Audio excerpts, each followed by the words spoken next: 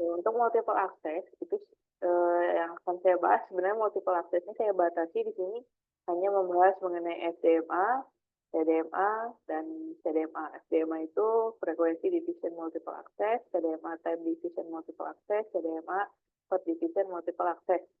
Perkembangannya ada, dari sini tuh sebenarnya ada pengembangan-pengembangan lainnya nanti kita lihat ya. Itu lebih ke pengembangan nanti kalau teknologinya naik, tentunya multiple access-nya naik.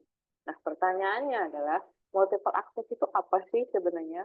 Nah, multiple access itu sering diartikan atau beberapa definisi di literatur itu bilangnya multiple access itu adalah akses jamak. Ini maksudnya gimana?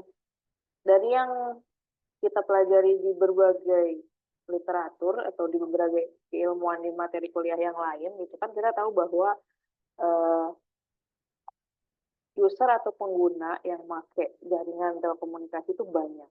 Tapi sistem jaringannya terbatas. Jadi penggunanya banyak, ya. Masalahnya adalah usernya itu banyak, tapi jaringannya terbatas. Definisi jaringan terbatas itu bagaimana? Jaringan terbatas itu kanal untuk menempatkan user-user tersebut itu terbatas. Andaikan misalkan usernya ada 1000 orang yang pakai jaringan itu. Tapi jaringan atau ibaratnya kalau kita ngebaratin tuh kayak hotel gitu. Ada banyak orang yang mau menempati satu hotel. Ada 1000 orang yang mau datang ke hotel tersebut, tapi hotel tersebut hanya bisa menampung pengunjung sebanyak misalnya hanya 100 orang. Berarti kan sisanya itu tidak tertampung. Nah, itu konsepnya seperti itu. Makanya nanti akan ada metode, multiple access ini adalah metode untuk mengakses resource atau untuk menempatkan user-user ini pada sistem jaringan telekomunikasi, kira-kira gitu, khususnya wireless atau nirkabel. Nah, resource ini atau user atau pengguna itu bisa ditempatkan mengakses resource itu ini ya ini jaringannya, jadi kanalnya semacam itu. Jadi kanalnya terbatas tapi penggunanya banyak. Jadi bagaimana kita bisa mengatur resource-nya atau kanalnya supaya bisa digunakan oleh banyak pengguna. Nah, si kanal ini atau si sistem jaringan ini, ini bisa diatur sedemikian rupa dengan 3 metode. Ada yang berdasarkan frekuensi, makanya di sini F, ada berdasarkan time atau waktu, ada juga berdasarkan kode atau code, ya. Kalau yang terbaru sekarang sebenarnya ini udah lama sebenarnya. Yang terbaru tuh misalnya ada FDMA. Nah, ini 4G, 5G pakai ini. 5G juga nanti akan terus berkembang, mungkin 6G akan terus berkembang. Makanya di sini ada orthogonal frekuensi atau FDMA. Ini adalah pengembangan dari teknologi yang sebelumnya. Nah, 4G dan 5G dipakainya sistem yang ini, kira-kira gitu. Tapi kita pelajari dulu konsep yang basic ini. Jadi basicnya emang ada di FDMA, TDMA, dan CDMA. Gitu ya. Lain-lain laku keras ya. Dia malah kretek ya. Oke. Dan kembali lagi, ya, jadi itu konsepnya harus teman-teman garis bawahi adalah multiple access ini adalah metode untuk mengatur bagaimana kanal yang terbatas bisa dipakai oleh banyak pengguna. Itu ya, jadi harus teman-teman ingat itu. Nah, untuk diklasifikasinya, multiple access itu sebenarnya banyak banget. Cuman sistemnya itu dibagi jadi 2 secara umum. Jadi pengaturan kanal ini atau resource ini dibagi menjadi 2. Ada yang bersifat scheduling. Tahu ya scheduling, jadi dia ada schedule-nya, ada jadwalnya, akan seperti apa pengaturannya sudah bisa ditentukan, atau ada yang bersifat random.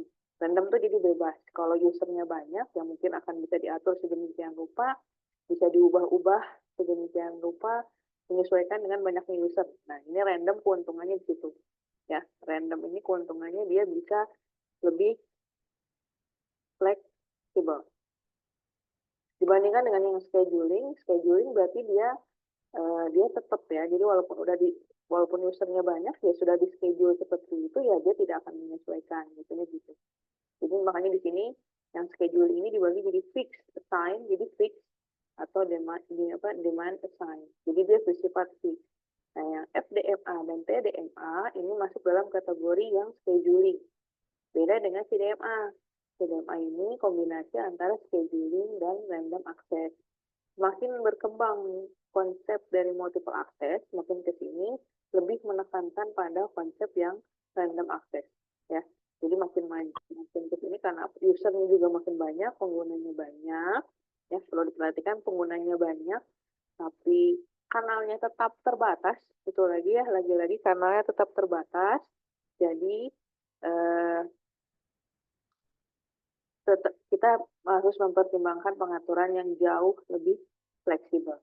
Kira-kira itu ya. Jadi kalau ditanya mana yang lebih baik, FDMA, TDMA, atau CDMA, kira-kira kalau melihat seperti ini, menurut teman-teman FDMA, TDMA, atau CDMA? Kalau secara gambaran seperti ini, menurut teman-teman, kalau disuruh memilih, teman-teman akan memilih multiple access yang tipe mana kira-kira?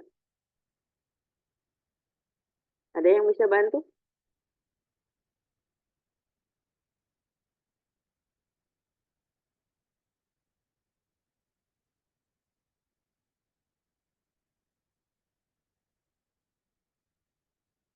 Yopi, kira-kira kalau Yopi disuruh memilih, Pi, ada FDMA, ada TDMA, ada CDMA. Disuruh memilih dengan keuntungan yang tadi saya jelaskan, kira-kira akan memilih jenis multiple access yang mana kalau secara gambaran seperti tadi?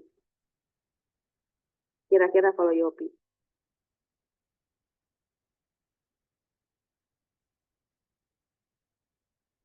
Yang CDMA, Bu. Ya, TDMA ya. Kira-kira seperti itu ya. Teman-teman mudah-mudahan yang lain juga bisa paham ya. Oke, nanti kita lanjut. Next. Sebentar. Nah, ini ya, FDMA, CDMA. Nah, ini gambaran dari frekuensi division multiple access, FDMA. Jadi, FDMA itu frekuensinya yang dibagi-bagi. Kalau TDMA adalah time-nya yang dibagi-bagi. Kalau CDMA itu code. Nanti ada code yang dibagi-bagi untuk banyak user. Nah, jadi ini yang jadi pembaginya adalah frekuensi. Jadi, si frekuensi ini nanti dibagi-bagi untuk banyak user. Nah, ini kasar gambarannya seperti ini. Jadi dalam satu waktu yang sama misalnya ada 1000, ada 5 user misalnya. Misalnya di yang seperti ini bentar.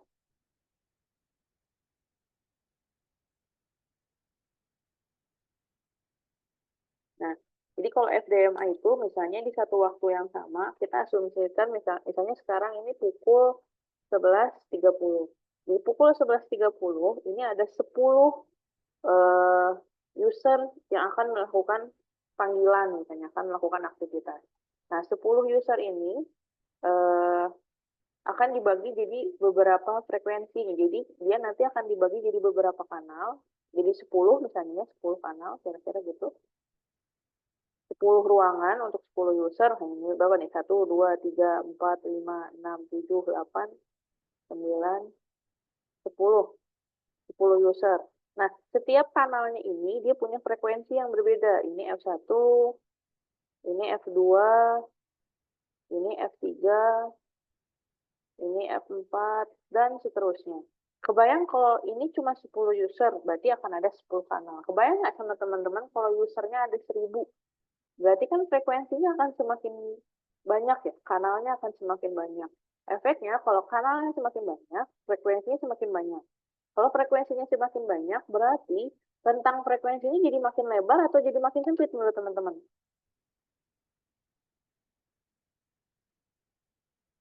Menurut Reza, kalau frekuensinya makin banyak, bandwidth-nya makin lebar atau makin sempit, Ben? Apa enggak?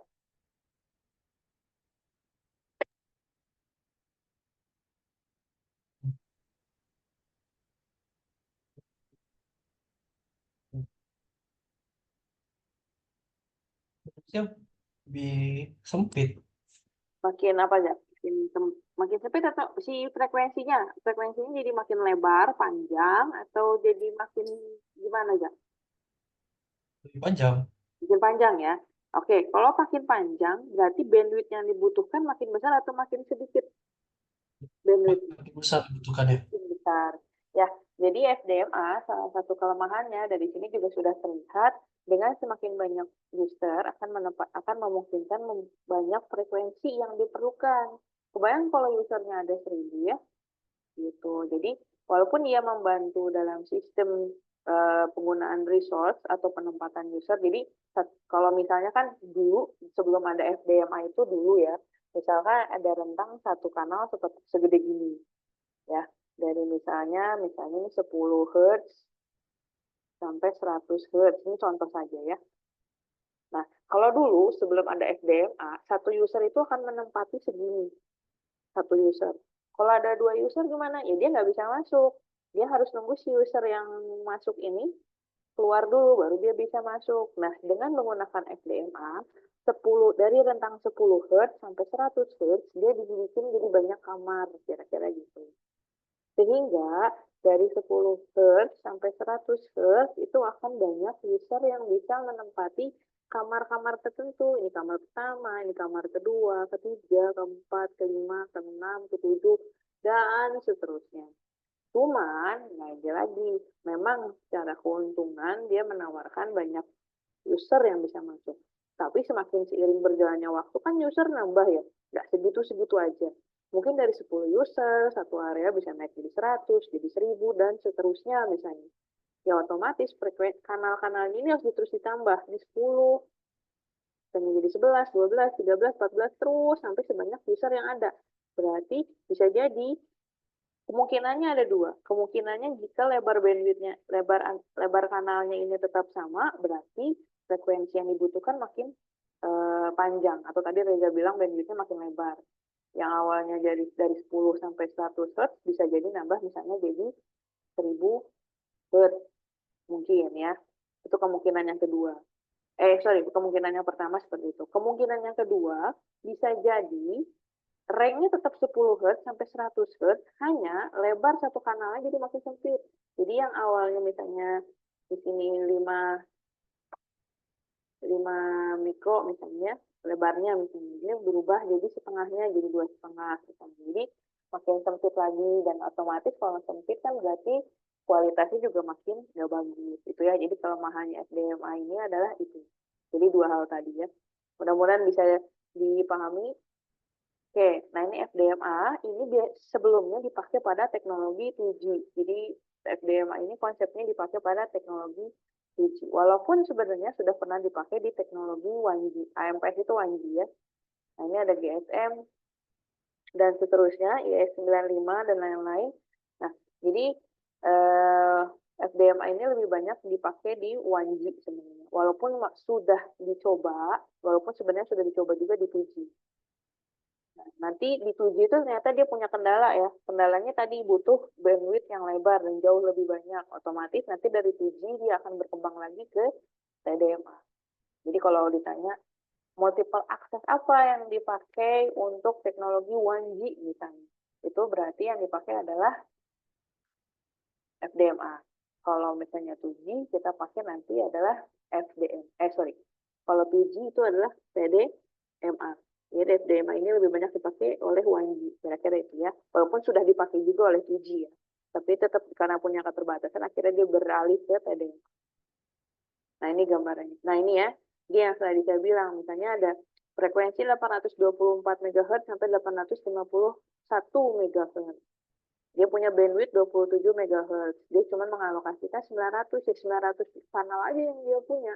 Kebayang kalau usernya lebih dari 900, berarti 900 nggak bisa masuk, harus nunggu salah satu user keluar dari kanal tersebut. Kalau di hotel, berarti kan hotelnya ada 900 kamar sudah tertempati 900 kamar itu, ya kalau ada pengunjung lain masuk ya nggak bisa dipaksa masuk, harus nunggu salah satu pengunjungnya keluar dulu lah, kira-kira seperti itu. Keterbatasannya di situ. Kalau mau nampung user lebih banyak ya otomatis harus menambah jumlah kamarnya atau kanalnya gitu. Jadi dan itu akan berimpact pada memperlebar bandwidth-nya. Gitu, itu FDMA ya. Nah, ini contoh saja nih, nggak usah deh. Nah, langsung aja ke TDMA. Nah, kalau TDMA, tadi FDMA itu resource-nya atau kanalnya dibagi berdasarkan frekuensi. Ya, jadi kalau kita gambarin diagram, sumbu X ini frekuensi, sumbu apa nih? Z ya. Z ini waktu atau time, sumbu Y-nya ini adalah power. Nah, jadi kalau tadi satu frekuensi segini, ini ditempati sama satu user. Nah, kalau si TDMA, ternyata frekuensinya segitu-segitu aja. Misalnya tadi frekuensinya ada di rentang 824 sampai 851 MHz. Tapi yang dia bagi-bagi adalah dari sisi waktunya. Nah, ini jauh lebih efisien dibandingkan dengan frekuensi. Kalau FDMA, user nambah akan memungkinkan nambah bandwidth. Kalau TDMA, usernya mau berapa banyak, ya nggak akan nambah bandwidth sebenarnya. Tetap aja di satu range frekuensi ini saja. Ya, karena pembagiannya berdasarkan waktu. Jadi misalnya kita pakai 2G itu misalnya, 2G itu kita pakai frekuensinya adalah 900 MHz misalnya ya. Ini tuh berarti di rentang 800, saya lupa 895 kalau nggak salah sampai 900 berapa gitu saya lupa. 900 anggap 915 misalnya. Dari sini ke sini, ini bandwidth-nya tidak akan berubah. Nah, tapi satu frekuensi yang bandwidth ini dia punya banyak waktu. Misalnya nah ini dibagi jadi beberapa kanal. Bisa jadi satu kanalnya ini misalnya berapa ya? Misalnya 5 second misalnya. Nah, ini juga 5 second. Maksudnya gimana kalau yang pembagian kanal? Jadi setiap 5 second, ini user itu akan dipindah-pindah. Jadi misalnya ada nih, misalnya Yopi nih melakukan panggilan. Yopi nelpon. Yopi pertama kali melakukan calling, ini akan masuk ke kamar yang sini. Sama 5 detik. Nah, setelah 5 detik, nanti Yopi akan dipindah ke kanal ini. Tapi nggak kerasa ya. Nanti setelah 5 detik lagi, Yopi akan dipindah ke kanal ini. Terus aja gitu, seperti itu. Nah, misalkan Yopi tadi melakukan panggilan, calling, terus ada aktivitas seperti ini. Nah, tiba-tiba misalkan Reza nih juga melakukan panggilan. Nah, Reza masuk di kanal yang sini misalnya.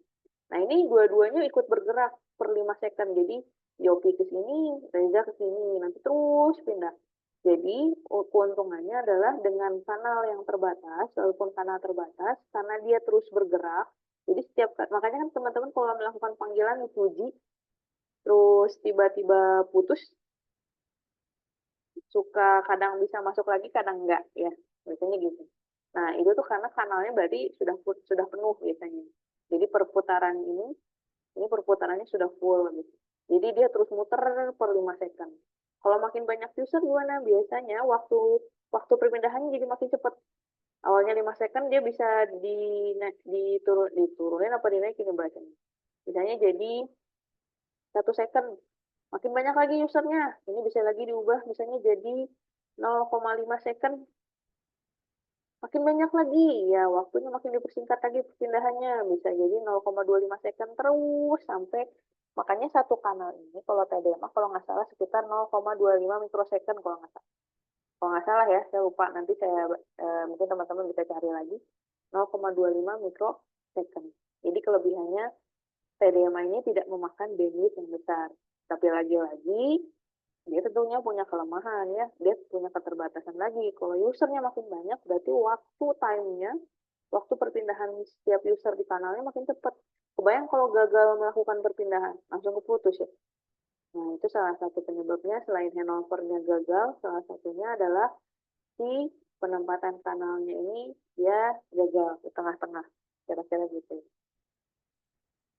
Nah, kira-kira gambaran TDMA itu kira-kira gini. Jadi dalam satu jaringan, satu jalur, ini bisa banyak user yang masuk, tapi dia terus berpindah. Nah, ini dari HI, telepon ke HI, dari GO, mau telepon ke GO. Jadi ada 2 user yang memakai satu jaringan yang sama. Hanya waktunya saja yang berbeda. Nah, itu ya. Nah, ini. Setiap user diberikan alokasi time slot yang berbeda. Nah, apakah urutan sekuen time slot untuk setiap user harus selalu tetap sama? Pada pertanyaan seperti itu, setahu saya, ya, urutannya tetap sama. Jadi, user 1, user 2, nanti ada masuk lagi user 3. Tapi dia terus bergerak dari user 1 nanti ke sini, pindah ke sini, kira-kira gitu. Kemudian, efisiensi nggak time slotnya kalau user sedang tidak punya data yang dikirim. Jadi, usernya cuma diem aja di kanal itu. Nah, di TDMA, kalau di FDMA, satu user menempati satu kanal, tapi apa saat tidak melakukan apa-apa dia tetap di kanal itu kalau FDM. Jadi misalnya ada satu kanal seperti ini.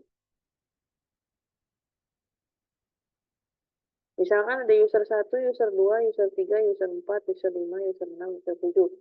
Ada satu user di sini tidak melakukan apa-apa. Kayak teman-teman nih handphonenya diem aja ya, nggak ngapa-ngapain misalnya. Kalau di FDMA dia tetap menempati kanal itu, dia nggak keluar biasanya. Tapi kalau di TDMA, dia kalau tidak melakukan aktivitas, dia akan keluar dari situ. Jadi kanal-kanal ini hanya diisi oleh yang kondisinya aktif biasanya gitu. Ya, jadi kita lihat. Nah, ini perbedaannya. Nah, ini perlu diperhatikan beberapa definisi. Nah, di TDMA kita kenal istilahnya namanya time slot. Time slot itu adalah waktu yang tadi pembagian waktu ini namanya time slot. Saluran kanal secara fisik dibagi berdasarkan alokasi waktu yang berjalan. Nah, ini namanya time slot. Nah, ini lebarnya beda-beda. Tapi secara ketentuan nanti ada beda lebar time slotnya berapa nanti kita lihat. Nah, satu lagi, tadi saya belum sampaikan. FDMA ini biasanya buat transmisi analog ya. FDMA ini buat transmisi yang bersifat analog. Makanya frekuensinya atau bandwidth-nya cukup lebar. FDMA itu transmisi analog. Makanya buat teknologi 2G. Nah, kalau TDMA ini untuk transmisi digital. Makanya sudah bisa untuk 2G. Gitu.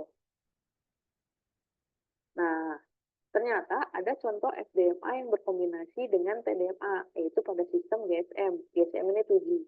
Nah, jadi kalau teman-teman yang belum tahu ya, saya ini dulu. Bentar.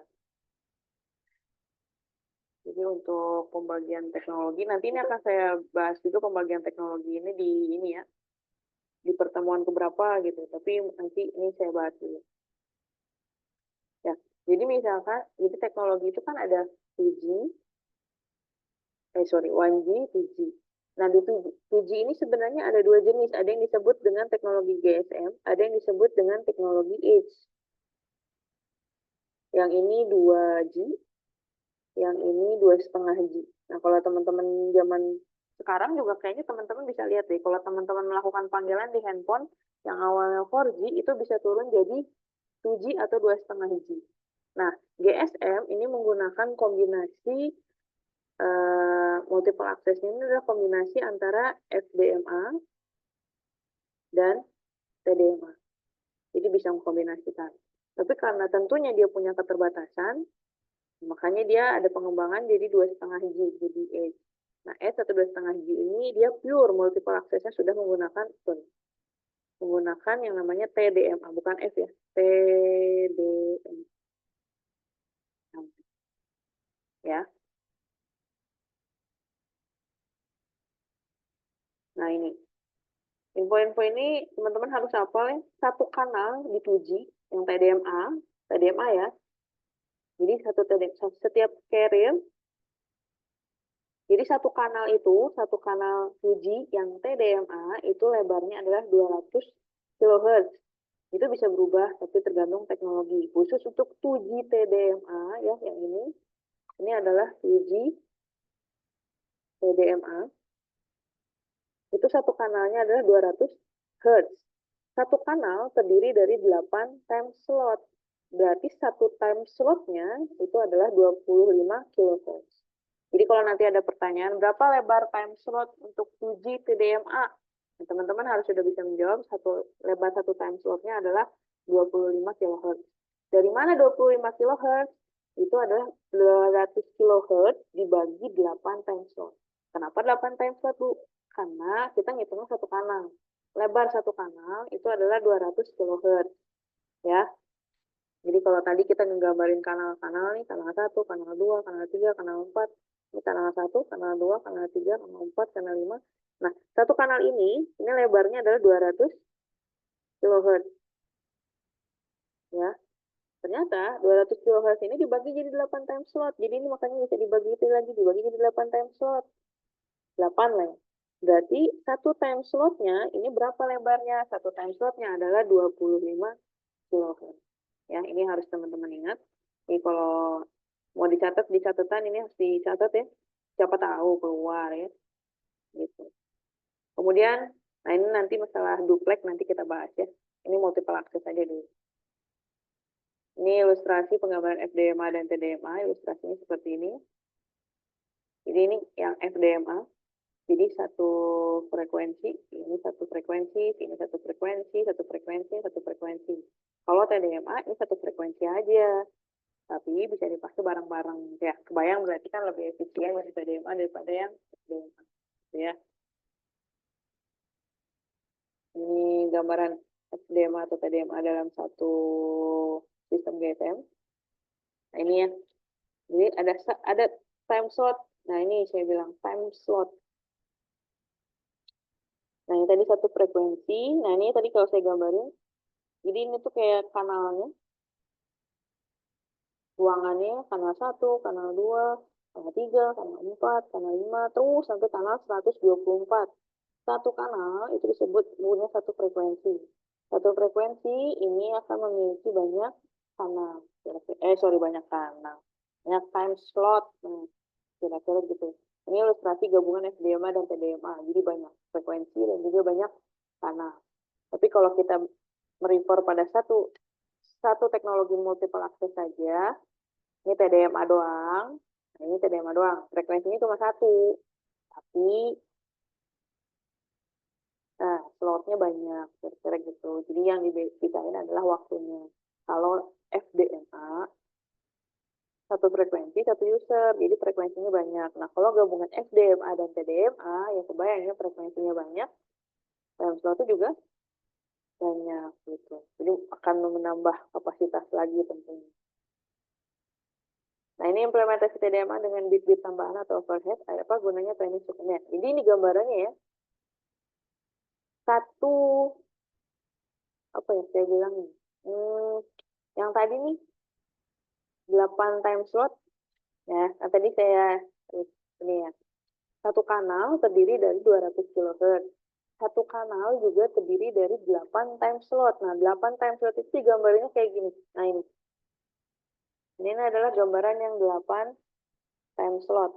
8 time slot 0, 1, 2, 3, 4, 5, 6, 7.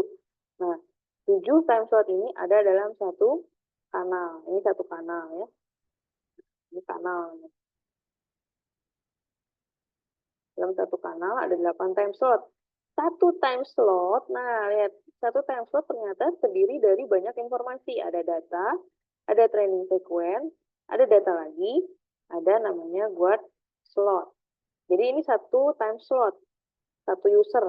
Satu user akan membawa informasi seperti ini. Dia bawa data, bawa training sequence, bawa data lagi, bawa guard slot. Ya. Jadi ini satu user, satu ininya. Nah, ini penjabarannya ya, kira-kira gini kalau kita pecah gambaran kamar-kamarnya, kanalnya. Nah, dari keterbatasan FDMA dan CDMA tadi, itu akhirnya dikembangkan yang namanya CDMA. Nah, CDMA tadi, jadi kan tadi teman-teman lihat ya, kalau saya nggak gambarin ini frekuensi, ini time misalnya. Kalau tadi FDMA ini seperti ini, satu user, satu frekuensi. Kalau TDMA, satu frekuensi dibagi jadi beberapa time slot. Nah, sebenarnya penggabungan dari FDMA dan TDMA itu mendekati yang disebut dengan code division multiple access. Hampir seperti ini, cuman bedanya ini nanti jadi dikodekan. Setiap ini nanti jadi ada kodenya. Dan biasanya TDMA ini sifatnya nih, ada dua kategori dari sistem multiple access. Jadi multiple access ini pakai yang namanya spread spectrum. Makanya CDMA ini biasanya dipakai buat teknologi 3G. Jadi kalau 1G tadi FDMA, TDMA itu 2G, CDMA ini 3G. Ya, ada dua kategori dari sistem spread spectrum, ada yang direct sequence dan frekuensi hopping. Kira-kira itu. Nah, ini gambarannya. Jadi ini kalau frekuensi, ini time. Nah, dia banyak kode-kode di sini, pecahan-pecahan dari frekuensi dan time itu. Dan satu user menempati ini. Jadi kebayang dia jauh lebih efisien sebenarnya. Tanpa kita merubah atau menambah time, tanpa menambah frekuensi, dia bisa untuk user yang jauh lebih banyak. Jadi setiap user itu dibagi atau dibedakan dengan kode yang berbeda. Itu CDMA. Nah, ini ilustrasinya CDMA. Ya, tadi yang saya cerita gambar. Jadi dia kayak gabungan antara FDMA dan TDMA. Tapi dia dikodekan. Ini kira-kira gitu. Ini time, ini frekuensi. Nah, satu frekuensi terdiri dari banyak time slot. Nah, ini gabungan seperti ini. Nah, setiap time slotnya ini dikodein. Nah, ini kode nomor 4, ini kode nomor 2, ini kode nomor 5, ini kode nomor 3, ini kode nomor 1, ini kode nomor 2, dan seterusnya. Gitu, ya. Ini gambarannya. Perbandingan antara FDMA, TDMA, dan CDMA. Ya.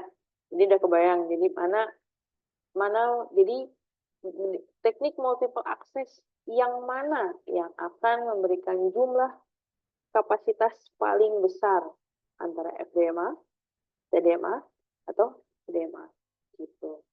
Ya. Oke. Coba saya mau dengar suaranya Fahri. Fahri hari ini kedengeran nggak suaranya, Ri?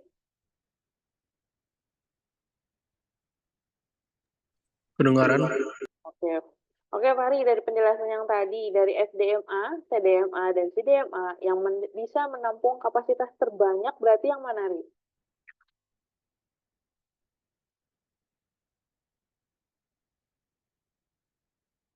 Kapasitas terbanyak yang mana, Ri? FDMA, TDMA, atau CDMA?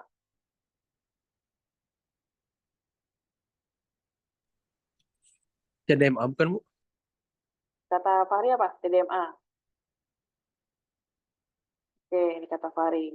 Kalau kata apa lagi nih? Ada Dimas di sini? Ada, Bu. Nah, kalau kata Dimas, CDMA, Bu. Kata Dimas apa? CDMA. Oke, ini kata Dimas. Ya, kata Dimas di CDMA. Kalau kata Salma, Salma ada suaranya, Mak?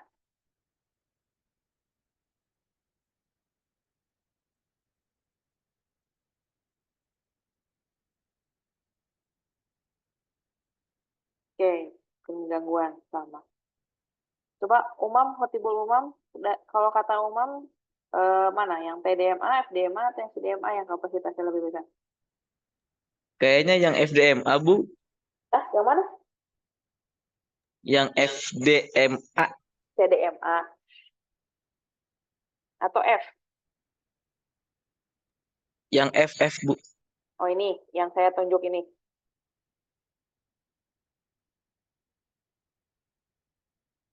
Oh iya itu, Bu.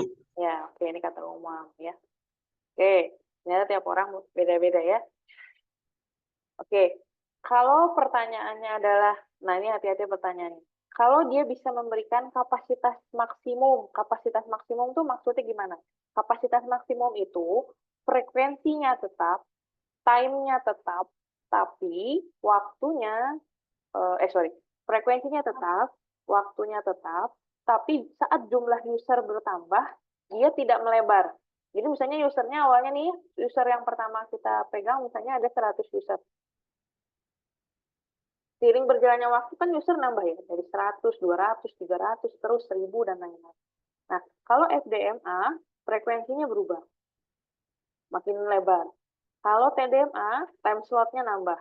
Otomatis dia butuh waktu yang lebih cepat perpindahan kanal. Kalau CDMA, menurut teman-teman, frekuensi sama time-nya bertambah nggak? Kalau usernya nambah, kalau di CDMA. Kalau menurut Umam, nambah nggak, Bang? Tetap, Bu. Tetap ya. Nah, jadi maksud kapasitas paling besar dan kapasitas paling maksimum adalah definisinya ya, jumlah channel dan kapasitas paling besar adalah di mana frekuensinya tidak ditambah, time-nya juga tidak ditambah, tapi saat user bertambah, dia tetap bisa menampung, kira-kira gitu. Ya.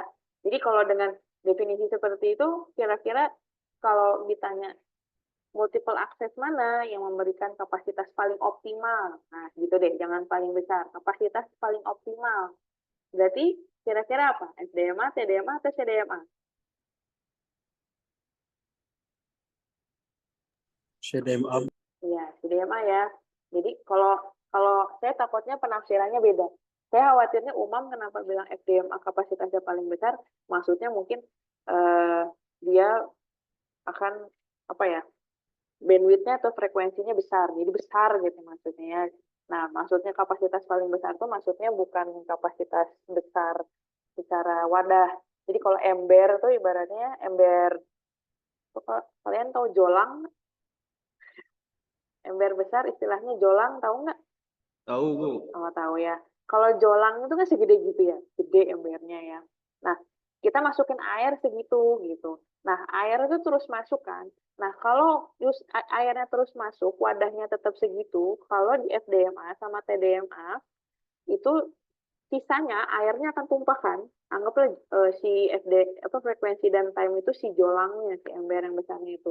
Kalau di FDMA dan TDMA, usernya nambah, saat nambah tapi embernya nggak digedein, ya airnya tumpah. Tapi beda halnya dengan CDMA. Si jolangnya ini dia bisa fleksibel, kasarnya gitu.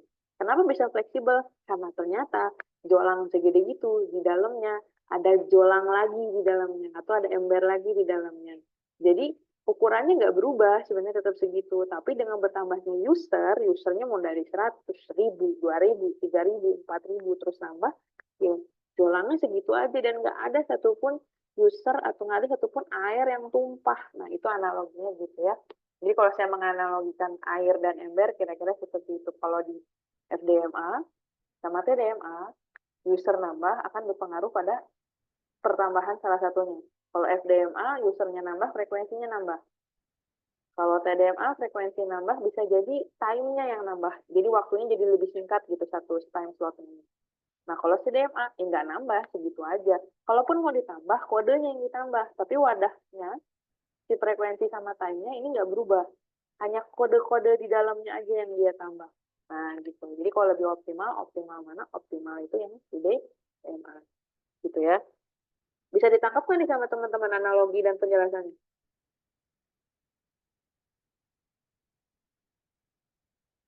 Ada yang masih bingung?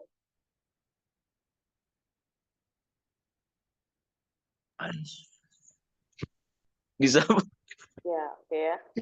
Ini gambarannya ya. Ini gambaran ininya. Nah. Oke, nah satu lagi. Tadi kita belajar tentang multiple access. Nah, ada multiple access memang tadi saya hanya membatasi multiple access dari FDMA, TDMA, dan CDMA. Ada satu lagi memang yang namanya OFDMA, tapi itu nanti saya bahas di pertemuan lain terkait perkembangan teknologi seluler yang lain. Nah, selain multiple access, di sini ada juga yang disebut dengan teknik duplex. Nah, teman-teman sering dengar duplex? Duplex tuh bukan triplex ya. Duplex tuh kalau teman-teman ingat simplex dan duplex. Nah, ingat ya, simplex dan duplex. Kalau simplex itu komunikasi berapa arah? Satu arah. Satu arah. Kalau duplex itu komunikasi dua arah. Duplex dibagi dua lagi, ada yang apa sama apa? Ada yang masih ingat duplex dibagi jadi apa? Duplex dan full duplex. Ya, half duplex dan full duplex. Half duplex itu contohnya adalah yang half duplex itu yang apa tuh? Walkie-talkie. Walkie-talkie. Nah, betul. Kalau full duplex, nah yang kita bahas sekarang ini adalah full duplex. Ya. Jadi teknik duplex misalnya kita bilang. Yang full duplex, karena sistemnya sudah bisa full duplex. Nah ternyata komunikasi dua arah full duplex sendiri, itu ternyata ada metodenya. Jadi bukan cuma sekedar bisa bolak-balik seperti itu, ternyata ada metodenya. Metode duplexing namanya. Ada yang disebut dengan FDD, frekuensi division duplex, jadi frekuensinya yang dibagi-bagi. Kalau TDD itu ada time-nya yang dibagi-bagi, time division duplex. Kalau CDD itu adalah code-nya yang dibagi-bagi. Jadi sama kayak tadi multiple access. Kalau multiple access kanalnya, kalau apa? Bagaimana kita membagi resource-nya? Ini adalah sistem komunikasinya kira-kira ya. Nah, ini gambaran FDD sama TDD. Kalau FDD ya, nama juga FDD ya. Jadi antara teman-teman tahu bedanya downlink sama uplink?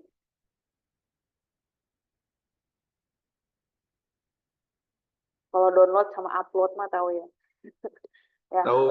Ya, downlink itu adalah komunikasi dari BTS ke user. Jadi kalau BTS ngirim sinyal ke teman-teman tuh yang diterima, teman-teman menerima data, itu namanya downlink. Kalau teman-teman ngirim data, upload, nah bahasanya upload, itu namanya uplink. Nah, downlink dan uplink, ini saya garis bawahi konsepnya, FDD itu, atau frekuensi division duplex itu memakai dua frekuensi yang berbeda untuk keperluan downlink dan uplink. Downlinknya pakai frekuensi sendiri, uplinknya pakai frekuensi sendiri. Ya, nah biasanya operator-operator klasik, operator yang maksudnya berlisensi GSM seperti Telkomsel, XL, Indosat, dia pakai konsep FDD. Jadi dia pakai dua frekuensi. Enaknya makanya di sini nggak jarang berebutan, upload ya upload. Pada saat orang banyak download dia tetap bisa upload, misalnya gitu. Atau saat banyak upload dia tidak dia tetap bisa download. Jadi nggak saling mengganggu. Download ya download, upload ya upload. Nah itu. Nah, itu FDD. Beda halnya dengan TDD.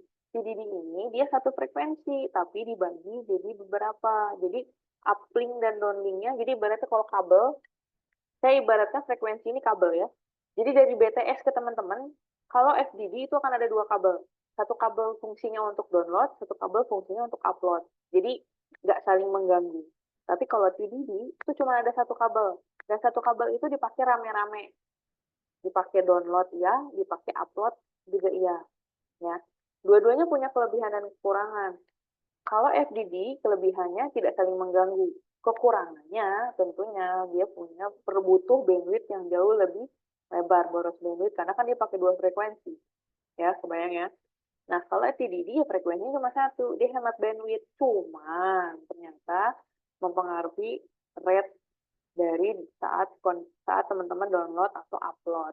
Makanya di sini operator yang menggunakan konsep ini sebenarnya dulu ya smartphone. Sampai sekarang masih dia pakai TDD. Makanya smartphone kan kalau teman-teman di sini saya nggak tahu udah pernah ada yang pernah pakai smartphone atau belum. Smartphone itu dia jagonya download. Tapi dia tidak jago upload. Ya, uploadnya dia tidak jago karena dari satu frekuensi ini dia optimalkan semua itu buat download, kira-kira gitu. Makanya dia jagonya upload. Makanya suka ada mahasiswa yang dulu tuh zaman angkatan saya, nggak tahu kalau sekarang, dia punya smartphone khusus buat ngedownload yang bergiga-giga dulu. Tapi dia lambat uploadnya. Kalau mau ngupload biasanya pakai operator-operator besar ini. Gitu ya. Itu kelebihan dan kekurangannya. Begitu kira-kira itu bedanya FDD sama TDD. Sampai sekarang pun teknologi. Nah, berkembangnya waktu ternyata kita butuh kapasitas frekuensi yang efisien ya.